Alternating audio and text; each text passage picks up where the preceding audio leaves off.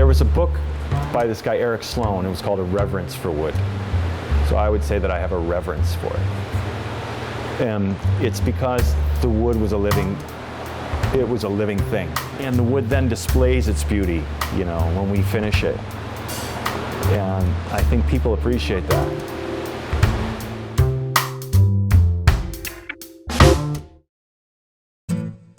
I'm Tony SandKamp. I'm a cabinet maker, and this is my woodworking business. I've been the owner and proprietor of SandKamp Woodworks for 25 years. I live in Van Voorst Park in Jersey City, and I have for 16 years. Prior to that, I was in Manhattan for 10 years, and my business was there as well. Originally, I went to college. I got a degree in biology, and I was thinking of becoming a dentist. So, so it's quite a departure. But I think originally I wanted to be a dentist because I wanted to restore things. I wanted to restore a smile. So I think that part of doing woodworking for me was restoring things. Before woodworking, I came to New York to work as an actor. And I worked as an actor for a few years, and I found it very difficult to make a living. But I had, since I was a child, done woodworking.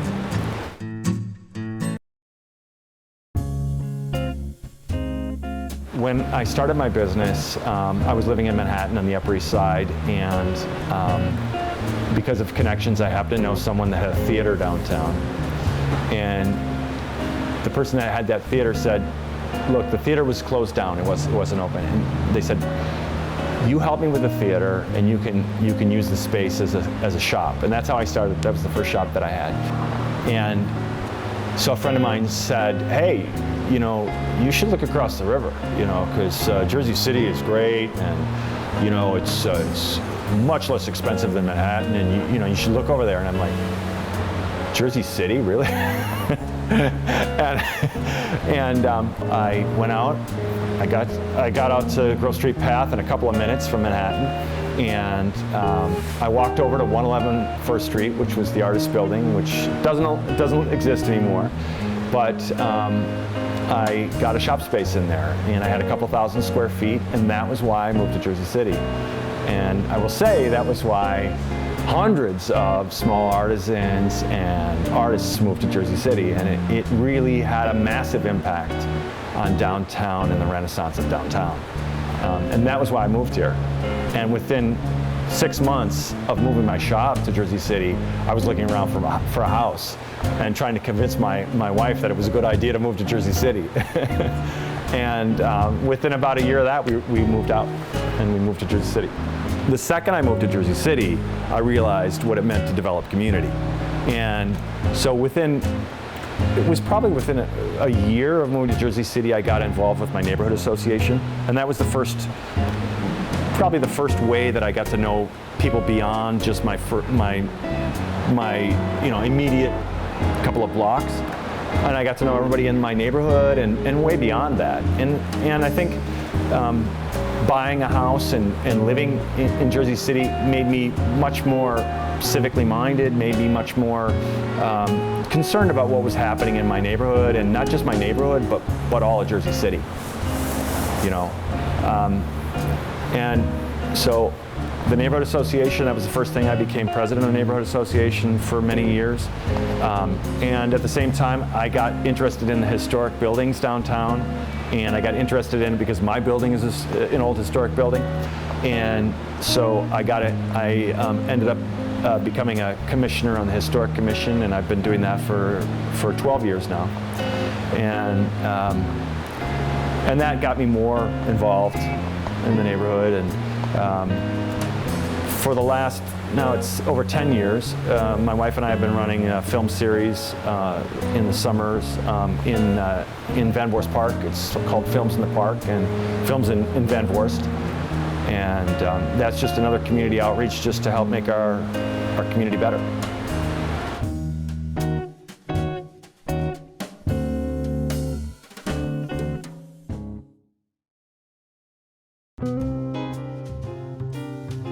When I started my business, I'd been doing small renovations in New York City, like putting in walls and things like that for friends. And a friend worked in an office, and the office had asked me if I could build some furniture for that office and build out their office. They were moving into a new office, and I said, yeah, sure.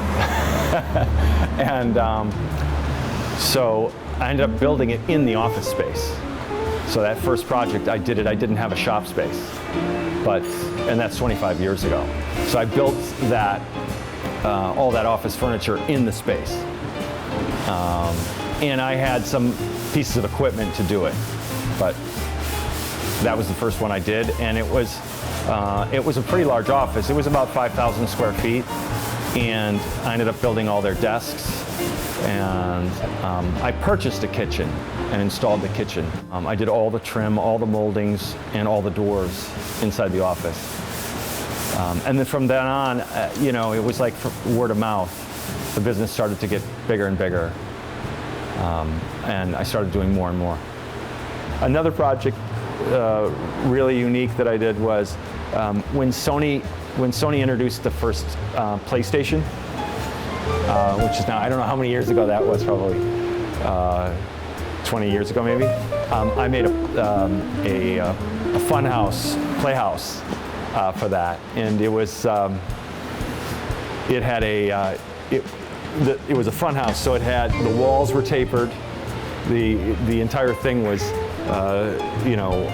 skewed, and it was a very unique project. I loved it. Just this last year, we did a project that literally, from inception to completion, took us over a year. It was something that was in the shop. We were obviously doing many other projects at the same time, but this project was a desk that was in the shape of a bean. And so the drawers, each one of the drawers had a unique curvature, and the legs were tapered and turned to match the shape of the desk as well. And that was, again, a very, very unique project. I would rather work for regular people. So I try to do work in Jersey City, and we do some work in Jersey City, and this last year we did 3 different projects in Jersey City, and I was very happy to do that. But generally we end up doing work that's in very, very high-end apartments, and sometimes that for the most part that means we're going to work in Manhattan. We have a cabinet. We did a film company's offices in multiple floors in Manhattan, and we have a cabinet that's in the president of the film company's office, and it has 13 Oscars in it. 3 years ago, we did a project on the Upper East Side. It was a 3-story penthouse, and the woman that owned it is the wealthiest woman in France. She's one of the wealthiest people in Europe. Our work has been in Interior Design magazine, I believe it's 5 times now. We're in the New York Times 3 times. We've been in the New York Post, and New York Magazine. We were on HG TV on a show called Dream Builders. And then years ago I did a show on Style Network called Guess Who's Coming to Decorate? And I was the co-host on that show, and I built all the cabinetry for that show.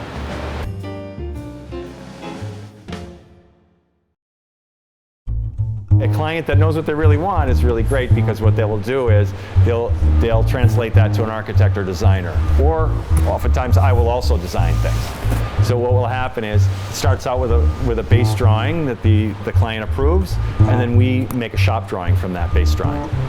And our shop drawing is very detailed. It shows the joinery, it shows the way things go together. And when that is then approved by the client, then I release that work into the shop and we build it. Another thing is sometimes, and we've had issues with this, is materials. Sometimes we have materials that just aren't good enough. They pay quite a bit of money for the things that we make. We make beautiful things, and they expect a lot. The more you get paid for something, the more your client's going to expect from you, and we understand that. And so in the end, we're trying to do the best we can to make it a really quality product, and that's what I strive to do. I mean, I wouldn't do this if we couldn't make beautiful things. And in the end, we want to make that client happy. And I would say this, over 25 years, the one thing we've done better than anybody is made clients happy. The very best wood historically has been mahogany. It machines beautifully, it carves beautifully, it's stable, it doesn't warp, it doesn't twist, and the wood itself is magnificent. However, mahogany is a broadleaf canopy tree from the rainforest. So not only do I avoid it, but now you really can't get it. Real mahogany, which today we call Cuban or Honduras mahogany, real mahogany, is commercially extinct. The trees still exist, but you really can't sell it unless it's certified wood. So that is the best wood to use for furniture, but it depends on what you're going to build.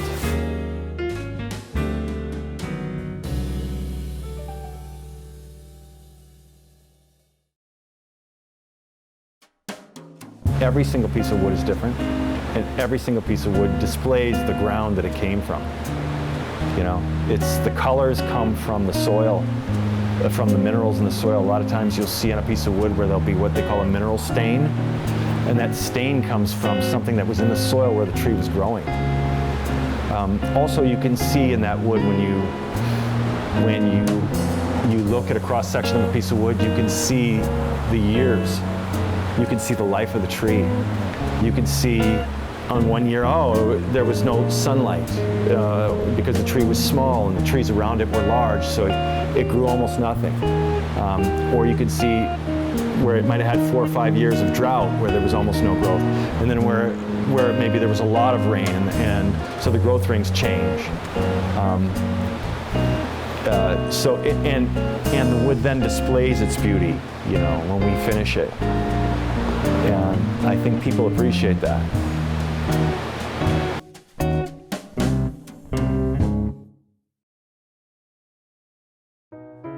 I never felt that I knew everything. Most importantly, I think that the reason I know what I know today is because I've never felt that way. And the second you think you have all the knowledge is the second you stop learning anything. So I always tell guys when they come in, if I have a new employee, that I say to them, look, we have a way that we do things, and I want you to try it. And if you try it and do your whole, do the very best you can to do it the way I've asked you to do it, try it for a few weeks and see how it goes. If you have a better way of doing it, and you show me that better way, and it's faster, it's better quality, we're gonna all do it that way. And in the end, it's going to be your way, and it'll be part of what becomes our way. And everything that we do is a combination of all the people that have ever worked for them. It's not me, it's all those people. If you're going to go into business, do something that you love. Make sure it's something that you love, because business is not all fun, So it should be something that you really love, that you have a passion for. And if you go along and you're doing it for a while and you decide you don't have a passion for it, do something else. The reason I enjoy my business is because it's something that I love. I love making things. And that process of creating things is something that's always inspired me. And so I always like doing different things. I would say to a business owner that there's other things that are important, and one of them is make sure you always do what you say you're going to do. That is paramount. And then, there are a lot of adages that people have, like the customer always comes first. Well, I would say that primarily for me, it's been to make my customer happy. I want to make sure my customer's happy. It's just doing what you say you're going to do. But most importantly for clients, they can know that I'm going to make sure that quality is something that I would find acceptable. And so that's why I've always kept every client happy. And these are people that are hard to keep happy.